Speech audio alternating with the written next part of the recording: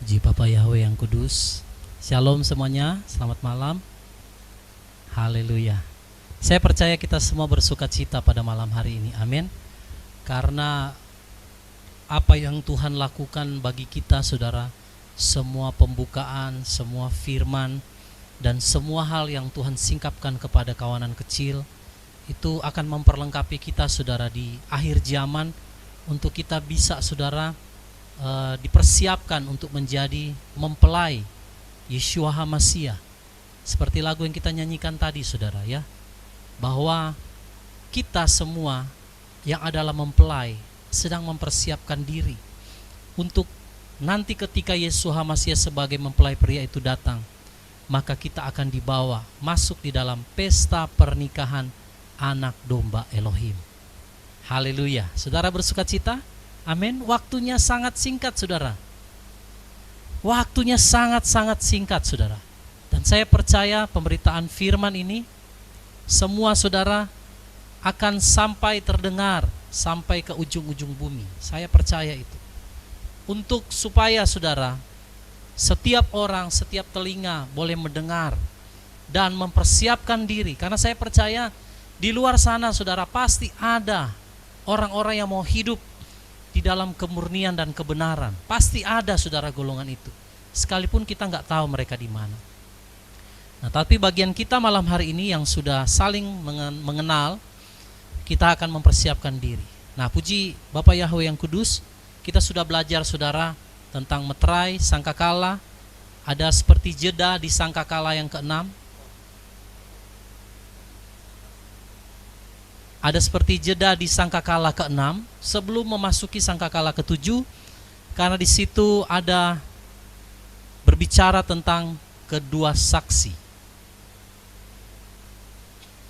Oke, sebelum kita akan membahas, saudara, mungkin saudara sudah sering mendengar tentang dua saksi Elohim yang akan muncul di akhir zaman. Mungkin saudara juga sudah punya pemahaman, nggak apa-apa saudara, kita sekalipun mungkin ada sedikit perbedaan-perbedaan.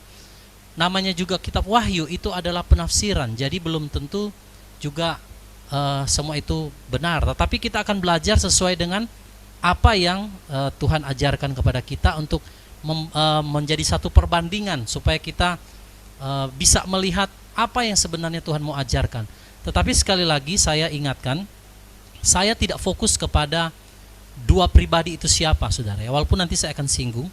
Tapi saya akan lebih fokus kepada apa yang mereka lakukan dan apa yang terjadi di masa itu. Karena dua saksi ini banyak tafsiran, saudara, ya. Tapi saya akan sedikit mengupas, saudara, apa yang Tuhan ajarkan kepada saya. Oke, sebelumnya kita akan baca dulu semua ayat ini, saudara, ya, supaya kita memiliki pengertian. Saya boleh minta kesediaan Pak Semi untuk membaca? Pak Sem? Iya, Pak. Ya, Wahyu 11, Pak, ayat 1 sampai ayatnya yang ke-14, Pak. 1 sampai 14. Suara saya dengar, Pak? Ya, kedengaran, Pak. Silakan. Ya. Beginilah firman Elohim. Wahyu 11 ayat 1 sampai 14. Ya. Dua saksi. Dan kepada aku diberikan sebatang bulu serupa tongkat, malaikat itu berdiri sambil berkata, bangunlah, dan kukulah Elohim dan besarnya dan mereka yang menyembah di dalamnya. Namun kembalikanlah halaman luar tempat kudus dan janganlah mengukurnya, karena dia telah diberikan kepada bangsa-bangsa dan mereka akan menginjak-injak itu selama 42 bulan. Dan aku akan menetapkan kepada kedua saksiku dan mereka akan bernubuat selama 1260 hari dengan mengenakan pakaian kabung. Mereka inilah dua pohon zaitun dan dua kaki pelita yang berdiri di hadapan Elohim seluruh bumi. Dan jika ada orang yang ingin menjelakai mereka, api akan keluar dari mulut mereka dan memakan habis mereka yang memusuhinya. Dan jika ada orang yang ingin mencelakai mereka, secara itulah dia harus dibunuh. Mereka ini memiliki otoritas untuk menutup langit agar tidak mengirim hujan pada hari-hari mereka bernubuat, dan mereka memiliki otoritas atas air untuk mengubahnya menjadi darah dan memukul bumi dengan berbagai bencana sesering yang sekiranya mereka inginkan. Dan ketika mereka menggenapi kesaksian mereka, binatang buas yang muncul dari Abisos akan melakukan peperangan dengan mereka dan dia akan menakutkan mereka serta membunuh mereka. Dan mayat mereka akan ada di jalan raya kota besar secara rohani di Sodom dan Mesir, tempat Tuhan kita juga disalibkan. Dan dari kaum dan suku bahasa dan bangsa, mereka akan melihat mayat selama 3,5 hari, dan mereka tidak mengizinkan mayatnya di kubur. Dan mereka yang tinggal di bumi akan bersukacita atasnya, dan mereka akan bergembira dan akan mengirim hadiah seorang terhadap yang lain, karena kedua nabi itu telah menyiksa mereka yang tinggal di bumi. Setelah 3,5 hari, roh kehidupan dari Elohim masuk ke dalam diri mereka, dan mereka berdiri di atas kaki mereka sendiri, dan ketakutan besar menimpa atas orang-orang yang melihat mereka. Dan mereka mendengar suatu suara nyaring dari langit yang mengatakan kepada mereka, naiklah ke sini. Dan mereka naik ke langit di dalam awan, dan yang memusuhinya melihat mereka. Dan pada jam itu terjadilah suatu gempa yang dahsyat, dan 1/10 dari kota itu roboh, dan dalam gempa itu terbunuh 7.000 nama manusia, dan selebihnya menjadi takut, dan mereka memberikan kemuliaan kepada Elohim surga. Celaka yang kedua telah berlalu, dan lihatlah, celaka yang ketiga akan datang segera. Oke, puji Tuhan. Nah, saudara yang dikasih dalam Tuhan, kita akan belajar bersama tentang dua saksi Elohim yang terdapat di kitab Wahyu pasal 11 yang kita sudah baca bersama. Nanti kita akan melihat lebih jauh, saudara. Tetapi sebelum kita akan sampai ke situ, saya akan menjelaskan terlebih dahulu, saudara, dari ayat yang pertama di situ. Yohanes itu diberikan sebatang bulu berupa tongkat pengukur, dan malaikat itu berdiri sambil berkata, bangunlah dan ukurlah tempat kudus Elohim dan mesbahnya dan mereka yang menyembah di dalamnya. Nah, saudara, perhatikan baik-baik.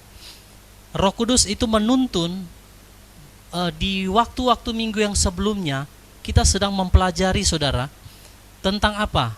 Bait suci, tempat kediaman Elohim, betul? Saya sudah sampaikan bahwa bait suci, tempat kediaman Elohim, itu adalah saudara dan saya yang dibangun di atas kerasulan dan kenabian, dan batu penjurunya itu adalah Yeshua HaMashiach. Saudara masih ingat? Nah, jadi Yohanes itu diberikan sebatang bulu, saudara, pengukur, tongkat pengukur, untuk mengukur tempat kudus Elohim, lalu mesbahnya dan mereka yang menyembah di dalamnya. Nah, saudara yang dikasih dalam Tuhan, saya melihat, saudara, tentang tongkat yang diberikan kepada Yohanes di sini. Itu saya tidak perlu tulis di sini, saudara, ya. Secara singkat saja, saya melihat bahwa tongkat itu adalah tongkat otoritas kerajaan yang diberikan kepada Yohanes, dan saudara, itu untuk mengukur tempat kudus Elohim. Nah, yang menarik di sini, saudara, kata mengukurnya di situ dia pakai kata itu dari bahasa aslinya metro. Itu makanya kita bisa tahu meter, ya. Nah, metro itu maksudnya begini, saudara. Memastikan dalam ukuran atau standar yang tetap. Sekali lagi saya ulangi, ya. Metro atau mengukur di sini adalah memastikan dalam ukuran dengan standar yang tetap. Garis bawahi di situ, standar yang tetap. Nah, Bapak Ibu Saudara yang dikasih dalam Tuhan, jadi nanti bisa lihat di slide di sini, ya. Jadi Yohanes diberikan tongkat untuk mengukur, untuk memastikan bahwa tempat kudus Elohim itu ukurannya harus pada standar yang tetap sesuai dengan apa yang Elohim mau. Nah, apa sekarang yang diukur, saudara? Kalau dikatakan tempat kudus Elohim, maka kita akan lihat di sini, saudara ya. Efesus 2 ayat 19 sampai ayat yang ke-22. Saya bacakan buat saudara ya. Apa itu tempat kudus Elohim yang diukur di sana, saudara?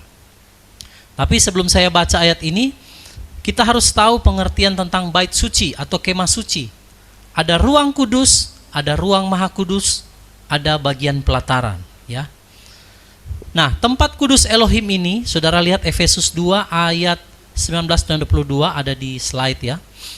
Karena itu kemudian kamu bukan lagi asing dan tak dikenal, melainkan sesama warga orang-orang kudus dan anggota keluarga Elohim yang dibangun di atas dasar para rasul dan para nabi, dengan Yeshua HaMasyiah menjadi batu penjurunya. Di dalam Dia setiap bangunan yang disusun bersama bertumbuh sebagai tempat suci yang kudus di dalam Tuhan.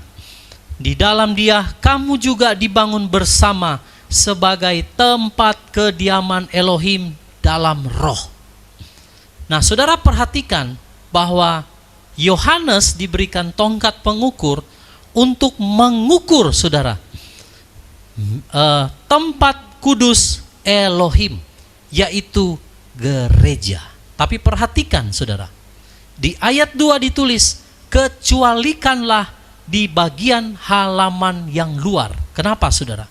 Karena dikatakan dalam firman Tuhan di sini, namun kecualikanlah halaman sebelah luar tempat kudus, dan janganlah mengukurnya, karena dia telah diberikan kepada bangsa-bangsa, dan mereka akan menginjak-injak kota suci itu selama 42 bulan atau 3,5 tahun. Nah, kenapa perintah kepada Yohanes hanya mengukur orang-orang yang ada di tempat kudus? Berarti, saudara, orang-orang yang ada di pelataran itu tidak akan diukur, karena semua akan diserahkan kepada anti Hamasyiah. Siapa yang ada di ruang kudus, saudara? Imam. Imam penggambaran adalah orang-orang yang telah melayani Elohim, orang-orang yang hidup sesuai dengan kebenaran, yang menjadi contoh, yang menjadi teladan bagi bangsa Israel, karena umat Israel itu hanya bisa sampai di pelataran, saudara. Nanti kita akan lihat maknanya secara rohani ya.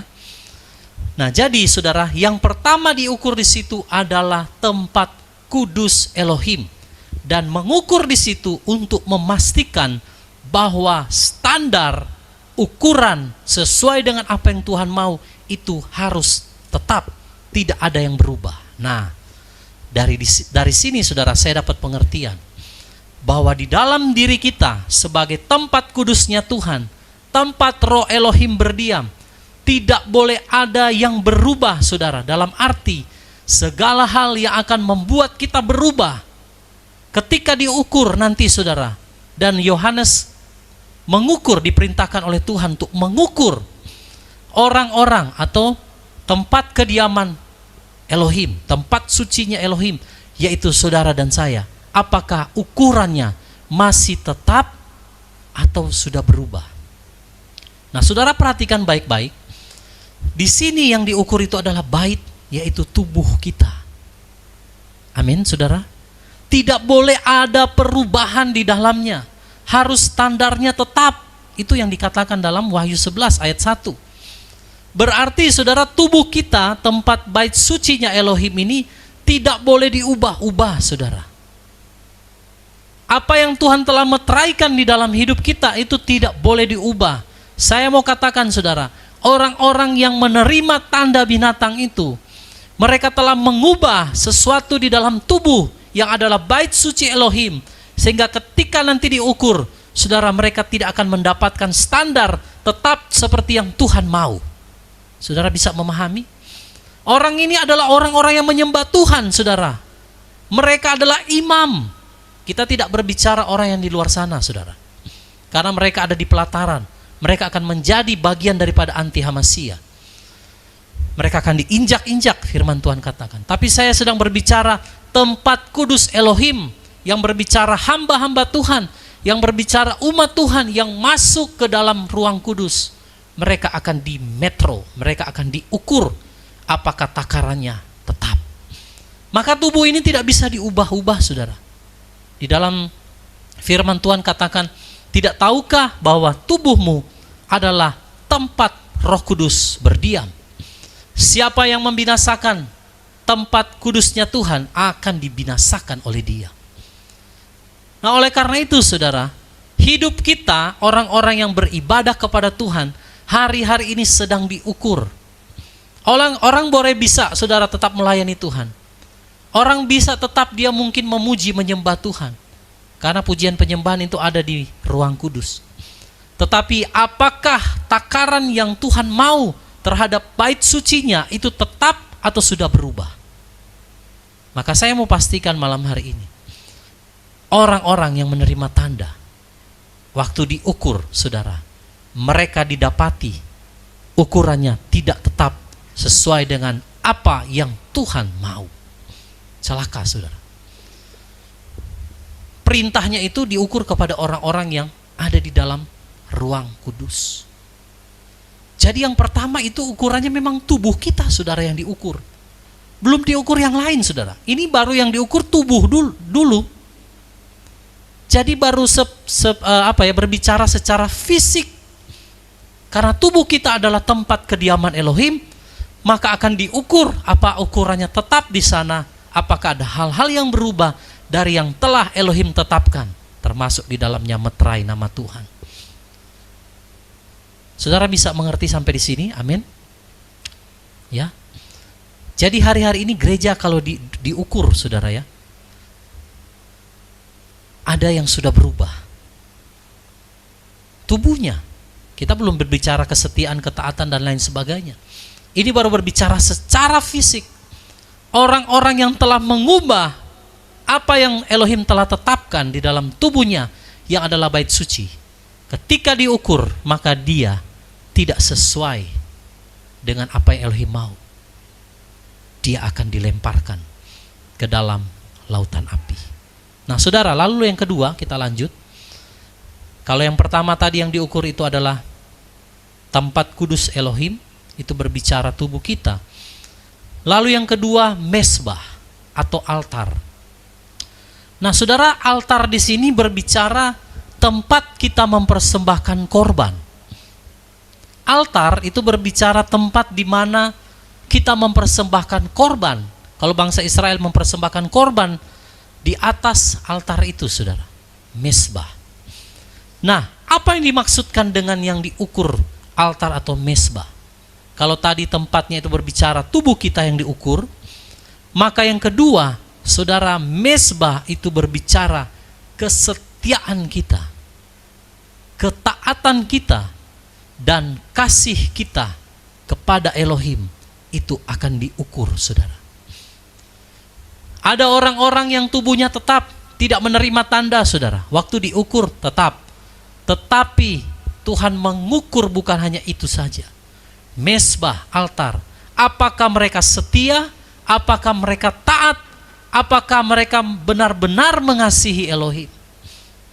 Karena saya melihat, saudara, banyak orang-orang yang tidak menerima tanda, tetapi tidak hidup di dalam ketaatan dan kasih kepada Elohim. Bahkan cenderung kompromi dengan dunia ini. Mereka kompromi dengan tanda binatang itu. Mereka kompromi dengan sistemnya. Bahkan orang-orang yang berseru memanggil nama Yahweh sekalipun, mereka kompromi dengan keinginan-keinginan dunia.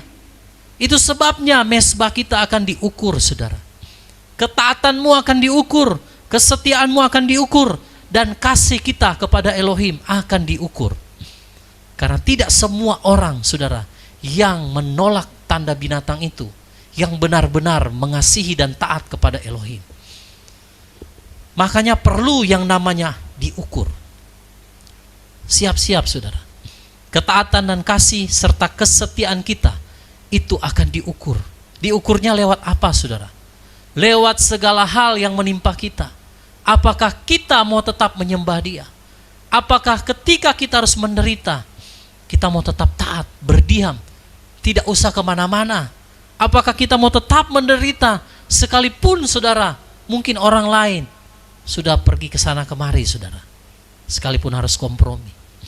Apakah Tuhan lihat engkau masih setia, masih taatkah?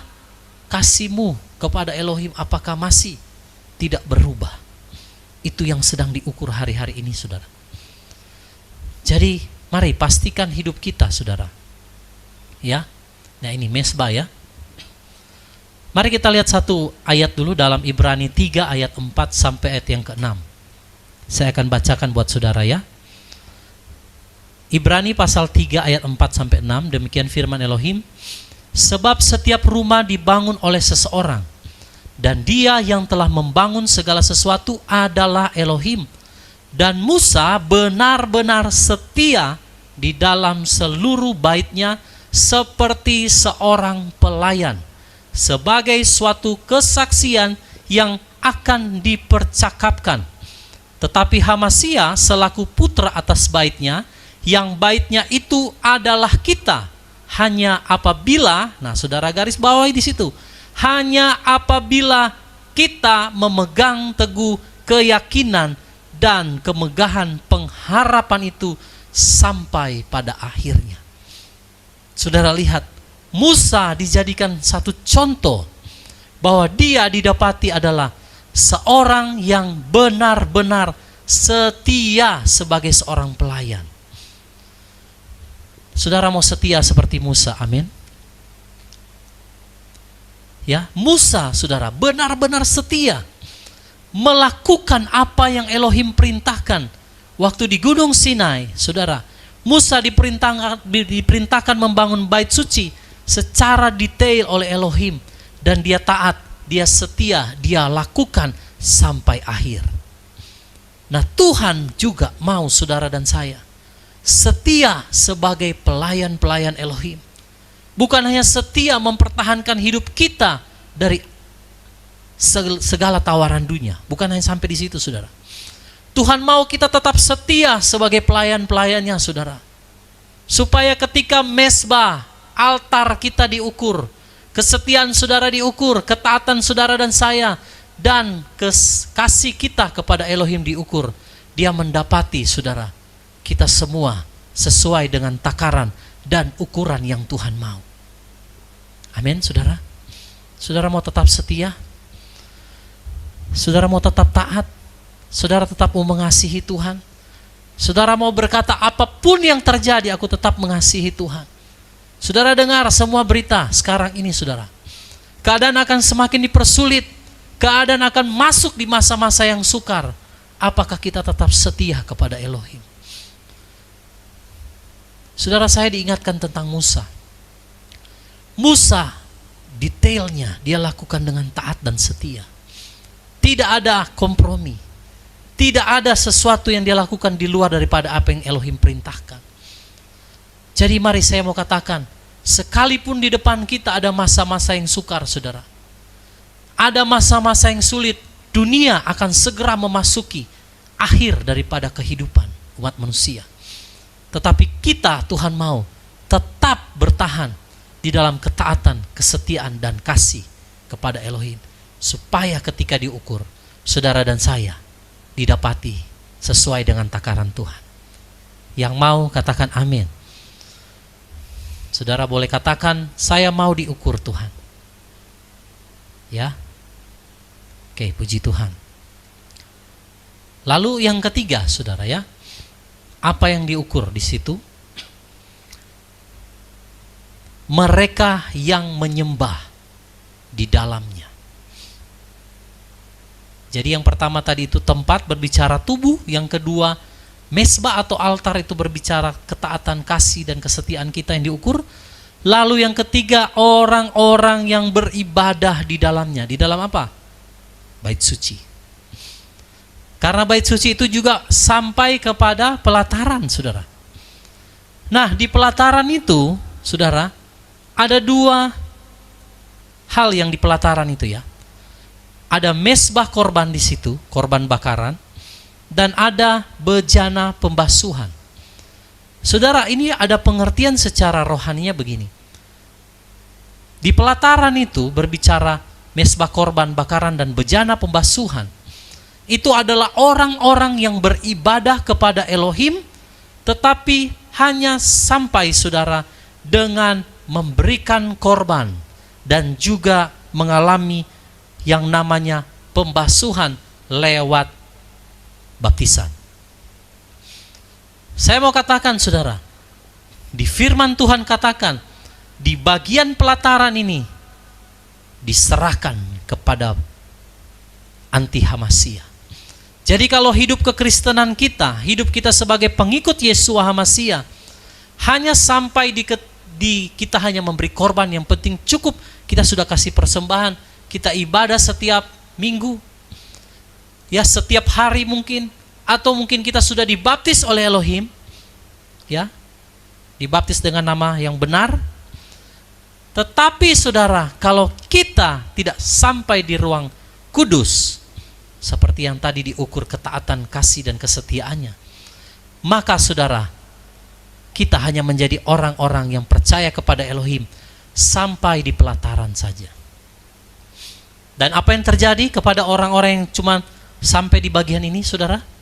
Mereka diserahkan kepada bangsa-bangsa, kepada anti Hamasia, untuk mereka akan ada yang ditawan, dibunuh, dan lain sebagainya. Nanti saudara lihat lagi ya, yang Wahyu 11 tadi. Nah, jadi Bapak Ibu Saudara yang dikasih dalam Elohim, semua orang yang beribadah kepada Elohim, sekalipun hanya Kristen sampai di pelataran, itu juga saudara diukur. Tapi kalau kita cuma sampai di pelataran, maka akan diserahkan kepada anti Hamasia atau anti Christ. Maka dari itu Bapak Ibu Saudara yang dikasih dalam Tuhan, jangan cukup cuma sampai kita menjadi orang percaya, dibaptis, mengenal nama Tuhan, memberikan persembahan, beribadah kepada Elohim. Tapi Tuhan mau kita setia, Tuhan mau kita taat, Tuhan mau kita tetap mengasihi Dia, menjadi orang-orang yang masuk di ruang kudus, supaya ketika diukur, saudara ada dalam takaran yang Elohim mau. Yang mau katakan amin. Saya akan bacakan buat saudara, mungkin tidak ada di sini ya. Di dalam Wahyu 2 ayat 10, janganlah engkau takut terhadap apa yang akan segera engkau derita. Lihatlah, si iblis akan segera menjebloskan dari antara kamu ke dalam penjara agar kamu dicobai, dan kamu akan mengalami kesukaran 10 hari. Jadilah setia sampai pada kematian, dan aku akan memberikan kepadamu mahkota kehidupan. Jadi Tuhan mau kita taat, Tuhan mau kita setia, Tuhan mau kita tetap mengasihi Dia, sekalipun kita harus masuk di masa yang sukar, sekalipun kita harus berada, diizinkan Tuhan di masa-masa itu. Saudara mau? Coba lambaikan tangan yang mau. Saudara mau? Amin. Saudara mau tetap setia, mau tetap mengasihi Tuhan, mau taat? Jadi inilah bagian pertama daripada Wahyu pasal 11, tentang orang-orang yang beribadah di bait sucinya Tuhan. Siapkan hidupmu saudara, ketika Tuhan mengukur, bukan hanya tubuh kita yang diukur, ketaatan, kesetiaan, dan kasih kita akan diukur. Di mana waktu mengukurnya? Nah, lanjut saudara ya. Oke, lalu sampai di ayat yang ketiga saudara, kita akan melihat dua saksi Elohim. Nah saudara, terlepas dari begitu banyak macam penafsiran tentang dua saksi ini, tapi saya akan coba menjelaskan apa yang Roh Kudus ajarkan kepada saya saudara ya. Mari lihat Wahyu 11 ayat 3 sampai 4. Jadi simpan dulu yang tadi, Wahyu 11 ayat 1, 2, di mana kita akan diukur. Kapan akan diukur? Nah ini, dia masuk di sini saudara ya. Di masa-masa inilah gereja akan diukur. Wahyu 11 ayat 3 sampai 4. Boleh tolong Pak Sem bacakan, Pak? Wahyu 11 ayat 3 sampai 4. Dan aku akan menetapkan kepada kedua saksiku, dan mereka akan bernubuat selama 1260 hari dengan mengenakan pakaian kabung. Pak Sem, Mereka inilah dua. Ya Pak, suara saya bisa dengar, saudara? dengar Pak, dengar Pak. Dengar Kak Pak? Oh iya, Suara saya Pak? Sorry, monitornya mati ya. Oh, ya. Coba silakan, Pak. Wahyu 11 ayat 3 sampai 4. Dan aku akan menetapkan kepada kedua saksiku, dan mereka akan bernubuat selama 1260 hari dengan mengenakan pakaian kabung. Mereka inilah dua pohon zaitun dan dua kaki pelita yang berdiri di hadapan Elohim seluruh bumi. Nah, saudara perhatikan di situ, dua saksi Elohim akan saudara datang dan bernubuat selama 1260 hari atau 42 bulan atau 3,5 tahun. Nah, saudara, dikatakan dua saksi di sini bernubuat dengan kain kabung. Itu saudara, kemungkinannya, ini yang Roh Kudus ajarkan saudara pada saya ya. Kemungkinannya itu ada pada saat sangkakala. Kenapa saya katakan sangkakala, saudara? Mari kita lihat dulu ya. Sangkakala itu, saudara, ditiup pada waktu hari raya pendamaian, akan ditiup dengan satu tiupan tekia kedola yang sangat panjang.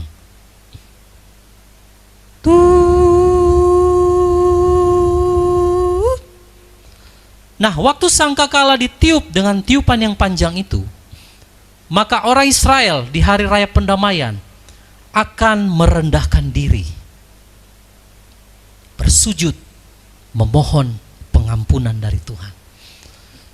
Saudara, kedua saksi kenapa dikatakan berpakaian kabung? Jadi selama 1260 hari, kedua saksi ini berpakaian kabung, dan mereka, saudara, menurunkan ada mujizat-mujizat yang dahsyat. Jadi kemunculan dua saksi ini dengan pakaian kabung, saya sangat percaya itu terjadi di sangkakala. Karena waktu sangkakala ditiup 1, 2, 3 dan seterusnya sampai nanti yang ke-7 rapture, itulah sebenarnya kesempatan bagi umat Tuhan yang terakhir untuk merendahkan diri, sebagaimana pengertian daripada makna hari pendamaian atau Yom Kippur. Saudara, sangkakala itu berbicara adalah satu peringatan. Jadi waktu ditiup di hari raya Yom Kippur, maka seluruh bangsa Israel yang mendengar suara itu, mereka akan segera bersujud merendahkan diri seperti orang yang berkabung. Makanya kemunculan daripada dua saksi Elohim ini, saudara, adalah untuk menyerukan sebenarnya kepada dunia agar mereka berkabung, berbalik dari setiap jalan-jalan yang jahat. Maka tanda yang menyertai mereka selama 1260 itu hari, itu adalah 7 sangkakala yang akan ditiup oleh ke-7 malaikat. Saudara bisa mengerti sampai di sini? Jadi kedua saksi ini tugasnya adalah untuk memperingati semua orang. Makanya orang-orang di kitab Wahyu ini, saudara, mereka sangat tidak suka dengan kedua saksi, terutama mereka yang terima tanda binatang. Karena setiap kali mereka bersaksi, ketika mereka menyatakan kesaksian mereka, maka itu akan diiringi dengan sangkakala. Dan itu akan menyiksa orang-orang yang menerima tanda. Itu sebabnya Bapak Ibu Saudara, selama 1260 hari itu, bumi, terutama orang-orang yang sudah menyembah binatang itu, mereka akan tersiksa. Jadi kedua saksi ini, saudara, dengan pakaian kabung untuk memberikan kesempatan terakhir bagi orang yang ada di bumi yang mau datang bertobat kepada Elohim sebelum sangkakala ketujuh ditiup. Kenapa saya katakan bahwa kedatangan Tuhan itu digambarkan dengan ketiga hari raya terakhir yang Ibu Mariana sempat tanya ya. 3 hari raya menjelang musim panas, itu adalah hari raya Rosh Hashanah, peniupan sangkakala, pendamaian, dan pondok daun. Nah, kemungkinan saudara, ya, hari raya, bukan kemungkinan ya, tapi hari raya pendamaian itu memang menggambarkan sangkakala yang ditiup dan orang-orang yang akan saudara merendahkan diri. Tetapi banyak orang di masa itu tetap mengeraskan hatinya. Jadi kedua saksi ini akan datang saudara. Mereka akan bernubuat, di dalam nubuatannya itu akan terjadi sangkakala di mana bumi itu akan mengalami satu peristiwa-peristiwa yang dahsyat. Tapi kalau saudara baca firman Tuhan, memang manusia sekalipun sangkakala sudah ada dan penghukuman Tuhan, mereka tidak juga bertobat saudara. Bahkan mereka menghendaki kedua saksi ini kalau bisa mati, tetapi mereka tidak bisa membunuhnya saudara. Yang membunuhnya itu adalah binatang yang keluar dari Abisos. Itulah anti Hamasia. Nah saudara ya, oke, kita akan melihat dulu penjelasan kitab Sakaria tentang arti daripada kedua pohon zaitun dan kaki pelita ya. Mari lihat Sakaria 4 ayat 11 sampai ayat yang ke-14. Sakaria 11 ayat 14 ayat 11 sampai ayat 14. Boleh minta tolong sekali lagi Pak Sem? Sakaria 4 ayat 11 sampai ayat 14.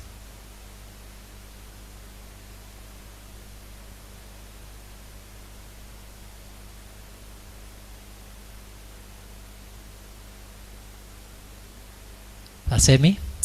Iya Pak, iya Pak. Iya. Sakaria 4 ayat 11 sampai ayatnya yang ke-14. Beginilah bunyi firman Elohim.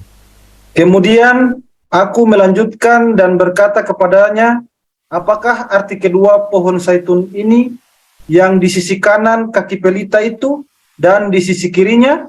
Dan untuk kedua kalinya aku melanjutkan serta berkata kepadanya, apakah arti kedua cabang pohon-pohon zaitun yang ada di kedua lengan pipa-pipa emas yang sedang menguras minyak keemasan daripadanya? Dan dia berbicara kepadaku dengan mengatakan, tidakkah engkau mengetahui apa artinya ini? Dan aku berkata, tidak Tuanku. Lalu ia berkata, ini adalah kedua orang yang diurapi, yang berdiri di dekat Tuhan seluruh bumi. Nah saudara, siapa dua saksi ini? Dikatakan mereka adalah dua orang yang diurapi, yang berdiri di dekat Tuhan seluruh bumi, Yahweh Sebaot. Tapi penjabaran kitab Sakaria, saudara mesti baca dari ayat yang pertama. Nah saudara, secara singkat saja saya mau katakan, Sakaria 4 ini menjelaskan tentang di sini saudara, Serubabel ya. Kalau saudara melihat ya di ayat yang ke-6, kemudian dia menjawab dan memberikan kepadaku dengan mengatakan, inilah firman Yahweh kepada Serubabel yang berkata, bukan dengan kekuatan dan bukan dengan kuasa, tetapi rohku Yahweh Sebaot berfirman, siapakah engkau, hai gunung yang besar, di hadapan Serubabel bagaikan tanah rata, dan dia akan mengeluarkan batu penjuru utama dengan seruan baginya, yang berkenan, yang berkenan. Lalu ayat 8, dan datanglah firman Yahweh kepadaku dengan mengatakan, kedua tangan Serubabel telah meletakkan dasar bait ini, dan kedua tangannya akan menyelesaikannya, dan engkau akan mengetahui bahwa Yahweh Sebaot telah mengutus aku kepadamu. Nah saudara perhatikan baik-baik, Serubabel itu adalah penggambaran daripada Yeshua Hamasia. Dan kalau kita tarik garis keturunan, Serubabel itu adalah nenek moyang daripada Yeshua Hamasia sendiri.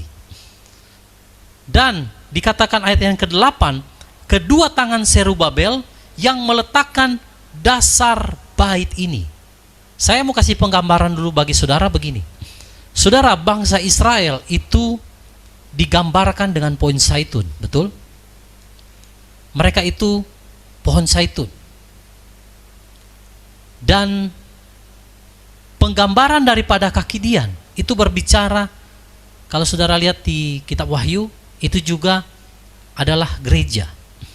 Nah, jadi Yeshua HaMashiach dikatakan Zerubabel yang meletakkan dasar bangunan bait suci. Jadi saudara perhatikan, pengikut Yeshua HaMashiach itu ada terbagi dua. Yang pertama, orang Israel yang gereja mula-mula, mereka adalah keturunan para rasul dan para orang-orang yang ada di gereja mula-mula. Lalu bangsa Goyim yang di luar daripada Israel, mereka adalah yang percaya kepada Yeshua HaMashiach. Nah saudara, dua penggambaran ini dikatakan adalah menjadi satu. Di mana saya bisa katakan itu satu, saudara? Ya, kita akan lihat dulu ayatnya.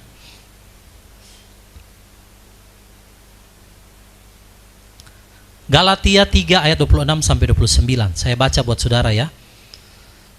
Galatia pasal 3 ayat 26 sampai 29. Karena kamu semua adalah anak-anak Elohim melalui iman ke dalam HaMashiach Yeshua. Sebab sebanyak kamu yang telah dibaptis ke dalam HaMashiach, kamu telah mengenakan HaMashiach. Tidak ada lagi orang Yahudi atau Yunani. Tidak ada lagi hamba atau orang merdeka. Tidak ada lagi laki-laki dan perempuan, karena kamu semua adalah satu dalam HaMashiach Yeshua. Dan jika kamu milik HaMashiach, maka kamu adalah keturunan Abraham, bahkan ahli waris menurut janji. Nah, Bapak Ibu Saudara yang dikasih dalam Tuhan, dalam Elohim kita, jadi dikatakan kalau kita dalam Yeshua HaMashiach, tidak ada lagi orang Yahudi, tidak ada lagi orang Yunani. Artinya orang-orang bangsa-bangsa. Di dalam Yeshua HaMashiach kita adalah satu. Nah, penggambaran daripada saudara pohon zaitun ini dan juga apa tadi yang kandil emas itu ya, itu melambangkan sebenarnya dua bangsa, saudara. Dua bangsa, yang satu adalah Yahudi, yang satu non-Yahudi. Yang percaya kepada Yeshua HaMashiach, Zerubabel yang membangun bait itu. Jadi di akhir zaman ini, saudara, kita akan melihat ya bahwa kedua golongan ini akan menjadi satu di dalam Yeshua HaMashiach. Sehingga tidak ada lagi orang Yahudi, tidak ada lagi orang Yunani, hanya satu, yaitu pengikut Yeshua HaMashiach yang dimeteraikan dengan darah anak domba. Oke, sampai di situ dulu. Lalu kita akan lanjut, saudara ya. Nah, Bapak Ibu Saudara yang dikasih dalam Tuhan, ini tadi kita sudah baca ya. Lalu siapakah dua saksi yang dimaksud? Kalau tadi saya kasih penggambaran, Zerubabel bin Shealtiel membangun bait suci, dan itu penggambaran, saudara, dua kelompok yang akan dibangun menjadi satu bangunan rohani yang disebut dengan one new man in Christ atau one new man in HaMashiach, satu manusia baru di dalam Yeshua HaMashiach. Artinya kalau kita bangsa-bangsa lain percaya kepada Yeshua HaMashiach, maka kita juga adalah keturunan daripada Abraham. Amin. Nah, jadi saya akan mengupas tentang pohon zaitun dan juga yang tadi kandil emas itu ya, saudara ya, yang di Sakaria pasal 4. Ini banyak orang tidak, saudara, membahas. Sebenarnya saya jarang melihat ya ada orang yang membahas ini. Saya rindu kita membaca dulu, saudara, satu ayat yang mungkin jarang dibahas berhubungan dengan tentang akhir zaman. Mari lihat Matius 17 ayat 1 sampai ayat yang ketiga. Matius pasal 17 ayat 1 sampai ayat yang ketiga. Saya bacakan buat saudara. Demikian firman Elohim. Dan setelah 6 hari, Yeshua mengajak Petrus dan Yakobus dan Yohanes saudaranya dan membawa mereka naik ke sebuah gunung yang tinggi secara tersendiri. Dan dia diubah rupakan di hadapan mereka. Dan wajahnya bersinar seperti matahari dan jubahnya menjadi putih seperti cahaya. Dan lihatlah, tampak kepada mereka Musa dan Elia sedang bercakap-cakap dengannya. Bapak Ibu, apa yang dipercakapkan oleh Yeshua, Musa dan Elia tidak pernah ditulis, betul? Tetapi saya rindu kita belajar, saudara ya. Jadi Musa dan Elia itu hadir ketika Yeshua HaMasyiah berubah. Dia diubah rupakan di hadapan daripada murid-muridnya, dan Elia dan Musa melihat Yeshua di dalam rupa kemuliaan yang sungguh luar biasa.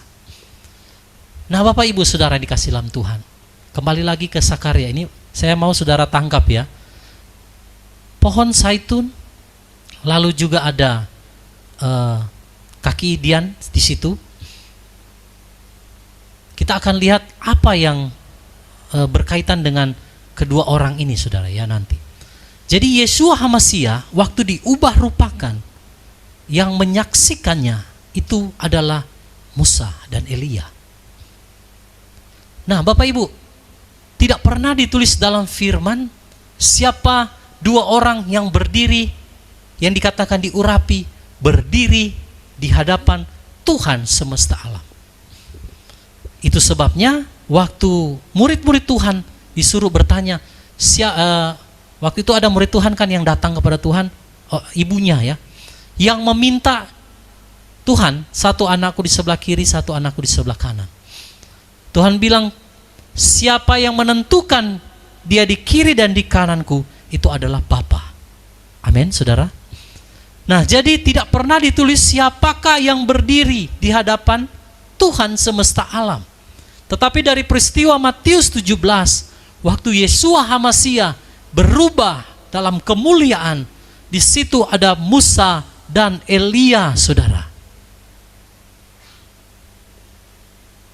Nah, saya bertanya sama Tuhan, karena memang sempat ya ada banyak pengertian, saudara. Ini kan kembali lagi saya katakan ini tafsiran. Nanti saudara uji lagi dan saudara berdoa. Karena seperti yang mungkin Ibu Jai pernah sampaikan juga tentang Henokh. Ya, ada dasarnya karena orang harus mati satu kali lalu dia akan dibangkitkan. Mengalami dia akan cuma mati satu kali ya, karena Henokh kan tidak mati, Elia tidak mati. Musa sekalipun dikatakan mati, tapi tidak tahu juga karena mayatnya tidak ditemukan. Nah, ini masih misteri, saudara. Tapi terlepas dari penafsiran tentang mungkin ada yang bilang Elia dan Henokh karena dua-dua ini rapture, oke lah. Saya tidak katakan itu salah, tidak. Tapi semua itu penafsiran, tapi izinkan saya menyampaikan apa yang Roh Kudus ajarkan kepada saya, saudara. Jadi Musa dan Elia itu, saudara, tampil berdiri di hadapan Yeshua HaMasyiah. Karena tidak pernah ada ayatnya dikatakan dua orang yang dijelaskan dalam Sakaria 4 ini, saudara, orang yang diurapi yang berdiri di hadapan Tuhan semesta alam. Tidak ada. Tetapi peristiwa Matius 17 ini menggambarkan dua orang yang berdiri ketika Yeshua berubah di dalam kemuliaan yang sungguh luar biasa. Nah, lalu Roh Kudus ajarkan begini, saudara. Musa itu adalah penggambaran di mana dia membawa bangsa Israel. Nah, ini kembali lagi tadi ayat yang kita baca, dua golongan yang akan Tuhan jadikan satu, ya. Musa membawa bangsa Israel keluar dari tanah Mesir dan mereka, saudara, Musa yang menuntun mereka. Jadi bangsa Israel, penggambaran daripada pohon zaitun di sini itu adalah pelayanan kepada bangsa Yahudi. Saksinya siapa, saudara, yang membawa Israel keluar dari Mesir? Tentunya Musa. Nanti saya akan bacakan lagi ayatnya untuk memperkuat apa yang saya akan sampaikan pada malam hari ini. Nah saudara, jadi saudara mengerti dulu bahwa Musa itu yang membawa Israel keluar dari Mesir. Musa lah yang membawa Israel untuk mereka datang menyembah kepada Tuhan semesta alam. Amin. Lalu penggambaran Elia, saudara lihat Elia. Elia tidak ada di perjanjian baru, betul? Tapi peranan penting Elia sangat-sangat luar biasa. Karena di Maleakhi ditulis, menjelang hari kedatanganku, aku akan mengutus siapa saudara? Elia. Jadi peranan penting Elia seperti yang digambarkan di dalam Injil, di mana Yeshua HaMashiach katakan, Elia itu adalah Yohanes Pembaptis yang membuka jalan bagi kedatangan Yeshua HaMashiach. Nah jadi pelayanan Elia di Maleakhi dikatakan akan membuat hati bapak-bapak kembali kepada anak-anaknya dan hati anak-anaknya kembali kepada bapak-bapak. Nah saudara, ini mengandung arti bahwa pelayanan Elia itu adalah pelayanan di akhir zaman yang akan membawa orang-orang saudara untuk menyembah Yeshua HaMashiach. Saudara bisa tangkap di sini. Jadi kalau Musa itu pelayanannya kepada bangsa Israel, saudara, maka Elia itu pelayanannya sudah bukan hanya Israel, tapi seluruh bangsa. Karena firman Tuhan katakan, menjelang kedatanganku yang kedua kali, aku akan mengutus Elia. Jadi ini pelayanan akhir zaman. Nah, kembali lagi ke Matius 17 tadi ayat 1-3. Elia dan Musa itu berdiri di hadapan Tuhan Yeshua yang berubah, diubah rupakan. Nah, jadi Bapak Ibu Saudara yang kasih dalam Tuhan, dua saksi ini akan bernubuat selama 1260 hari. Dan mereka mewakili satu dari Israel, satu yang menggambarkan bangsa-bangsa. Berdasarkan Matius 17 ini saudara, maka saya saya seperti ditaruh oleh Tuhan bahwa memang kemungkinan besar saudara, sekali lagi ini tafsiran ya, kemungkinan besar yang akan datang sebagai kedua saksi itu adalah Musa dan Elia. Karena saudara, kembali kita lihat lagi saudara ya,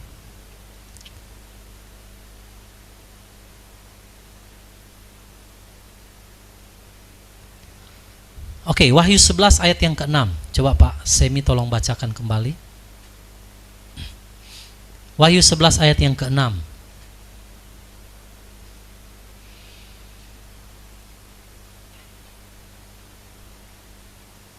Wahyu pasal 11 ayat yang ke-6. Iya Pak.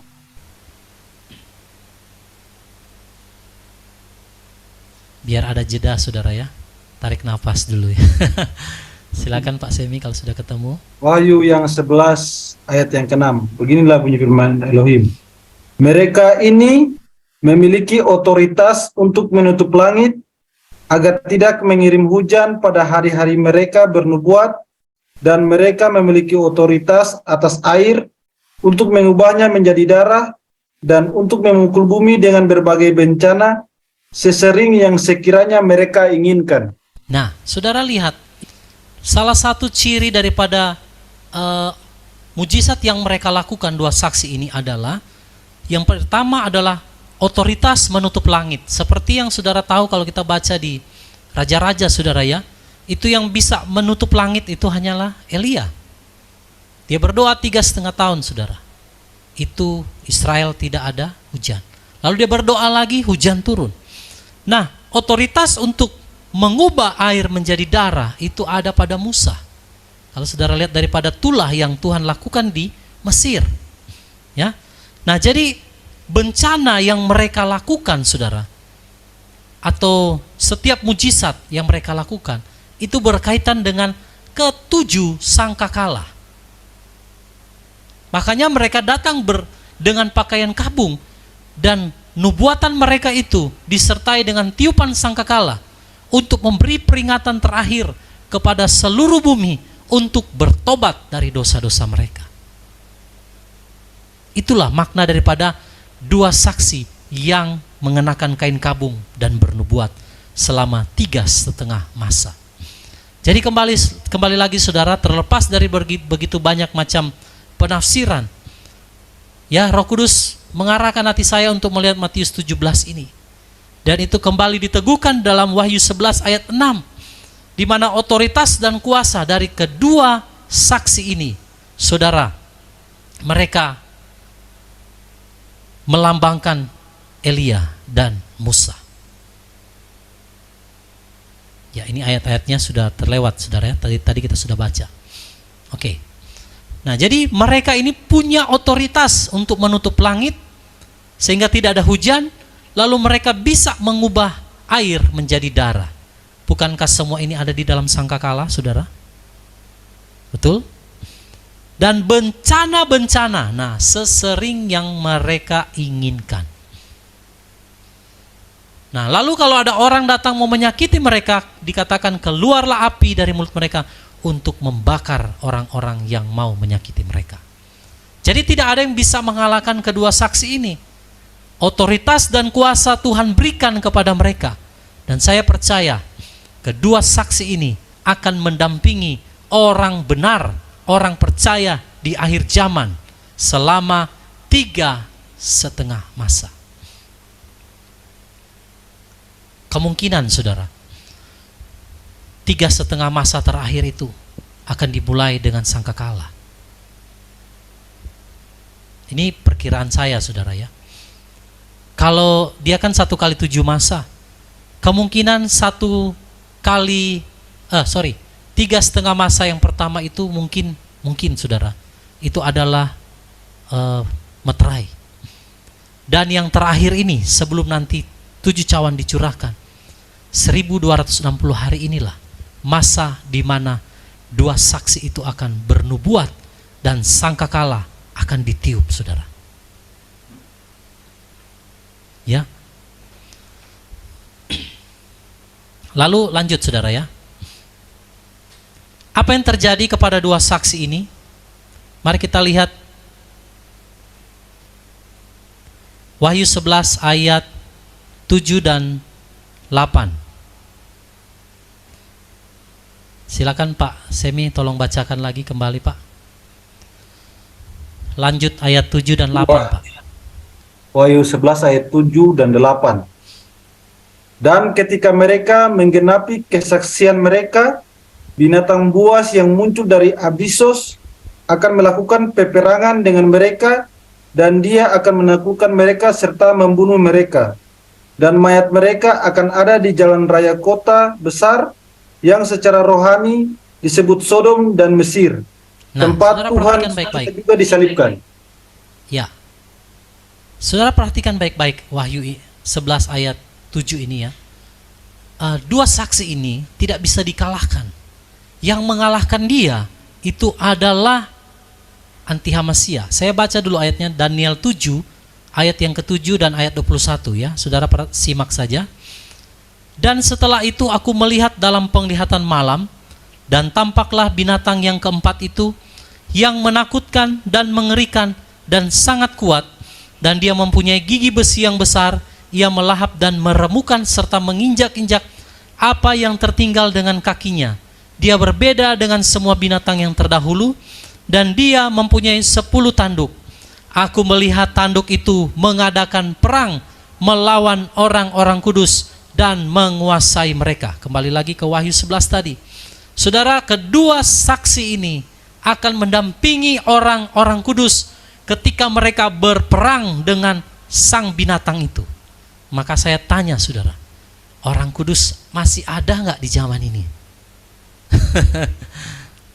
Masih ada saudara. Masih ada. Nanti lebih lanjut lagi saya akan buktikan bahwa memang di masa sangkakala itu orang kudus masih ada. Karena di Daniel 7 ini sangat jelas bahwa binatang itu akan berperang saudara, mengalahkan orang kudus. Bahkan di Wahyu 11 dikatakan dia akan membunuh kedua saksi ini. Akan dibunuh dan mayat mereka selama 3 hari, 3,5 hari, dibiarkan saudara berada di kota yang dikatakan tadi disebut secara rohani Sodom dan Mesir. Nah, tempat di mana Tuhan disalibkan, Tuhan mereka disalibkan. Saudara bingung enggak kalau baca ayat ini? Tuhan disalibkan di mana? Yerusalem. Tapi penggambaran Yerusalem saat itu digambarkan secara rohani, itu berbicara Sodom dan Mesir. Kenapa Sodom dan Mesir? Karena waktu anti Hamasia muncul, maka Yerusalem itu akan dipenuhi dengan kenajisan seperti kota Sodom saat itu. Waktu dia memerintah, ngeri sekali. Dan Mesir menggambarkan dunia di mana kerajaan dunia akan berpusat di sana. Makanya dikatakan secara rohani disebut Sodom dan Mesir. Padahal itu Yerusalem, saudara. Tempat Tuhan disalibkan. Nah, terus perhatikan saudara, Wahyu 11 ayat yang ke-11. Sedikit lagi kita akan selesai ya.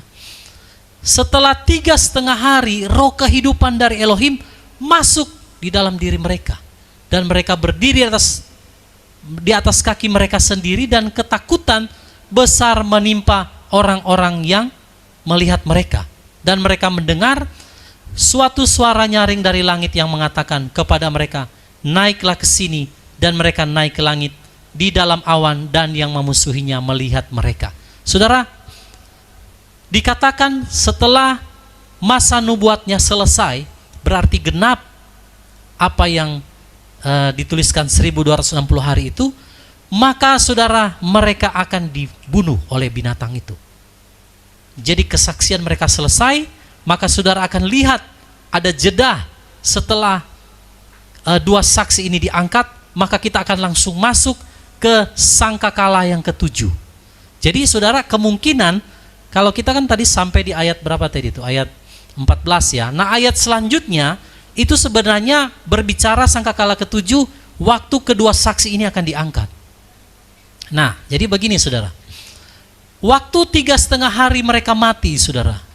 Lalu roh Elohim masuk dalam diri mereka. Dan mereka bangkit, betul? Sekarang saya tanya sama saudara. Kalau andai kata rapture, 1 Tesalonika pasal 4 ayat 17 dan 18, sudah lebih dahulu sebelum kebangkitan daripada kedua saksi ini, berarti kebangkitan pertama sudah terjadi belum, saudara? 1 Tesalonika 4 ayat 17 dan 18 berkata, pada waktu sangkakala dibunyikan, maka orang yang mati akan dibangkitkan. Itulah kebangkitan pertama. Dan yang masih hidup akan rapture. Jadi saudara, kalau ada orang yang berkata, sebelum masa 7 sangkakala, sebelum masa 2 saksi ini, gereja sudah di rapture, lalu dengan kuasa apa dan kebangkitan apa kedua saksi ini akan bangkit, saudara?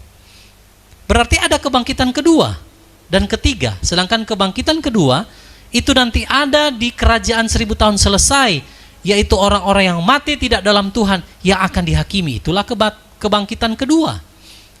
Nah, jadi saya mendapatkan satu kesimpulan di sini, saudara, bahwa setelah orang kudus dikalahkan, setelah kedua saksi ini mati, saudara, nanti baca ayat 13, waktu mereka terangkat diiringi dengan bencana.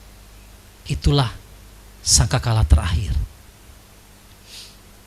Nah, jadi Bapak Ibu, waktu kedua saksi ini hidup, itulah sebenarnya saudara kebangkitan pertama. Jadi saya percaya bahwa ketika dua saksi ini bangkit, saudara, itu beriringan dengan peristiwa 1 Tesalonika 4 itu, di mana orang kudus akan dibangkitkan dan kita akan diubah untuk dibawa ke dalam peristiwa yang namanya rapture. Karena selesai kesaksian mereka, maka akan disambung, saudara, dengan apa yang terjadi setelah sangkakala ke-7 atau rapture itu terjadi. Nanti kita akan lanjut di pembahasan berikut. Tapi kita akan lihat, saudara, bahwa kebangkitan pertama tidak akan terjadi terlebih dahulu sebelum dua saksi ini bangkit, saudara. Jadi saya mau katakan begini, kebangkitan dua saksi inilah, itulah kebangkitan pertama yang akan disusul dengan semua martir-martir Tuhan. Karena saya melihat saudara, di kamus dua saksi ini adalah martir. Makanya di Materai kelima kalau tidak salah ya, ada suara yang berseru, kapan engkau akan membalas, ya penguasa semesta alam, membalas darah-darah orang kudus yang tertumpah. Tuhan bilang beristirahat sedikit. Kenapa saudara dikatakan beristirahat sedikit? Karena dua saksi belum turun, jumlah juga belum genap saudara. Karena dua saksi ini yang adalah martir harus mati dulu, baru ada yang namanya kebangkitan pertama. Dan itulah peristiwa rapture, di mana banyak orang kudus akan mati secara martir, dikalahkan oleh binatang itu, termasuk kedua saksi ini juga mati. Barulah ada yang namanya kebangkitan pertama. 1 Tesalonika 4 ayat 17-18. Jadi kalau ada orang yang berkata, oh akan rapture lebih dahulu, kalau begitu kebangkitan pertama sudah terjadi. Maka orang-orang yang mati di peristiwa Wahyu 11 ini bagaimana saudara? Apakah mereka akan masuk dalam kebangkitan kedua? Nggak bisa. Kebangkitan kedua itu bagi orang-orang yang akan dihukum, saudara. Nah, disinilah penting kita harus menyelidiki firman. Jangan sampai kita mudah disesatkan, saudara. Jadi kebangkitan dua saksi ini adalah tanda di mana gereja juga akan dibangkitkan dan akan dirapture. Karena inilah kebangkitan yang pertama, saudara. Dan saudara lihat ada suara yang berkata, naiklah ke sini. Itulah sangkakala terakhir, di mana gereja, orang percaya akan segera dirapture, termasuk mereka yang mati di peristiwa Wahyu 11 ini. Karena antikris akan berperang saudara dan mengalahkan orang kudus. Banyak yang akan mati martir saudara, banyak yang akan mati dalam peperangan, mungkin juga termasuk kita. Saya nggak tahu saudara ya. Kita akan masuk dalam masa ini. Barulah kebangkitan orang kudus terjadi. Dan bersama dengan dua saksi martir ini, ia akan dibangkitkan. Maka peristiwa rapture akan segera terjadi. Nah Bapak Ibu Saudara yang kasih dalam Tuhan, jadi berdasarkan apa yang kita pelajari malam hari ini, nanti kita akan sambung ya saudara, di pembahasan berikut tentang 7 sangkakala yang ketujuh itu, di mana sebenarnya penulisan nanti dari Wahyu 11 ayat 15 dan seterusnya itu sebenarnya berkaitan dengan Wahyu 11 ayat 1 tadi sampai 14 yang sudah kita baca. Jadi waktu nanti sangkakala ketujuh ditiup, nanti saudara akan lihat di pembahasan berikut bagaimana bait suci terbelah, bukan bait suci terbelah, ada bait suci yang keluar ya, tampak bait suci di surga, dan itulah orang-orang kudus akan masuk ke sana lewat peristiwa rapture. Nah jadi malam hari ini Bapak Ibu Saudara yang kasih dalam Tuhan, mari biar kiranya kita terus mempersiapkan hidup kita sungguh-sungguh ya saudara, agar supaya kita bisa berkenan, sehingga pada waktu kedatangan Tuhan yang kedua kali, sampai di masa sangkakala ini saudara, di mana kedua saksi itu akan muncul, lalu orang-orang kudus akan berperang pada puncaknya dengan anti Hamasia, dan mereka akan dikalahkan. Disitulah Tuhan akan datang, dan dia akan saudara membawa orang-orang yang mati di dalam namanya dan juga yang masih hidup untuk diangkat saudara ke dalam peristiwa yang namanya rapture. Lalu mereka akan masuk di bait suci yang ada di surga untuk masuk di dalam perjamuan kawin anak domba. Setelah itulah masa 7 cawan murka. Saya tidak tahu berapa waktu yang akan dibutuhkan saudara ya. Di masa itu nanti saya akan bahas di lain kesempatan, karena ternyata kalau saudara baca kitab Daniel, ada yang 1260, ada yang sampai 1300 itu ya. Jadi ada masa sedikit lagi yang Tuhan kasih 1 jam bagi kerajaan itu, di mana 7 cawan murka akan ditumpahkan ke bumi, tetapi saat itu orang kudus sudah tidak ada, sudah diangkat. Karena bagian orang kudus hanya sampai di sangkakala terakhir. Kalau ada sangkakala terakhir, berarti ada nggak sangkakala sebelumnya? Ada kan? 1 Korintus tuliskan, pada waktu sangkakala terakhir berbunyi, Nah, berarti kan ada sangkakala sebelumnya. Apa itu? Nah, itulah di mana waktu kedua saksi itu bernubuat dan sangkakala dibunyikan. Peringatan seperti penggambaran hari raya pendamaian atau Yom Kippur untuk seluruh Israel merendahkan diri. Jadi itu kesempatan terakhir saya rasa, saudara. Kalau ada orang yang belum terima tanda, sampai ya orang masih suam-suam kuku, saudara, yang belum taat dan setia kepada Tuhan, masih ada waktu di 7 sangkakala itu. Diberikan kesempatan untuk mereka merendahkan diri. Yang penting dia jangan terima tanda sampai mati, saudara. Nah, jadi Bapak Ibu Saudara yang kasih dalam Tuhan, biarlah kita tetap setia ketika Tuhan ukur kita. Masa pengukuran itu yang Tuhan kasih lihat sama Yohanes, itulah kita akan diukur di masa-masa itu, saudara. Iman saudara, kasih saudara, kesetiaan dan ketaatan kita akan diukur di masa-masa itu. Jadi kita harus siap. Amin. Saudara mau siap? Siapkan dirimu. Karena kita akan segera masuk di masa itu, saudara. Lihat semua perkembangan dunia yang terjadi hari ini, semua sedang menuju ke sana. Jadi kalau waktu itu tiba, saudara, maka saya percaya kita semua sudah dipersiapkan oleh Tuhan untuk kita sama-sama bisa, saudara, ya, menanggung segala perkara di dalam Dia yang memberikan kita kekuatan. Haleluya. Mari, saudara, tundukkan kepala, kita akan berdoa.